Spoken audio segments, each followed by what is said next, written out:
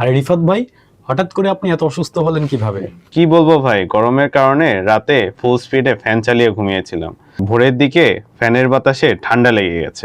ভাই একটা সাজেশন দিই, আপনি আজকেই আপনার রুমের ফ্যানটাকে অটোমেশন করে ফেলেন। রাতে ঘুমানোর আগে টাইমার সেট করে দিলে আপনার ফ্যানটি ঠিক সময় মতো লো বা মিডিয়াম স্পিডে চলবে। আবার চাইলে আপনি কিন্তু ফ্যানটাকে বন্ধও করতে পারবেন। কিভাবে সম্ভব ভাই? এটা সম্ভব করেছে সনফ আইফ্যান 04। ছোট্ট এই ডিভাইসটিকে আপনার ফ্যানের সাথে কানেক্ট করে নিন। এরপর আপনার স্মার্টফোনে ইউলিঙ্ক অ্যাপস থেকে যে কোনো সময় যে কোনো জায়গা থেকে কন্ট্রোল করতে পারবেন। আর আপনার ফ্যানের স্পিড বাড়াতে বা কমাতে পারবেন এই অ্যাপসের মাধ্যমে খুব সহজেই।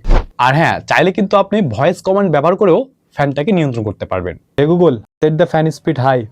হে Google, set the fan speed medium.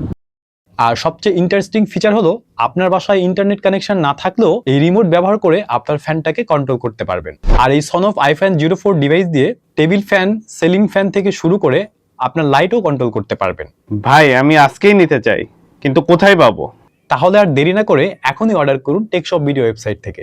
আর এই ডিভাইসটির সেটআপ সম্পর্কিত বিস্তারিত গাইডলাইন থাকছে নেক্সট ভিডিওতে।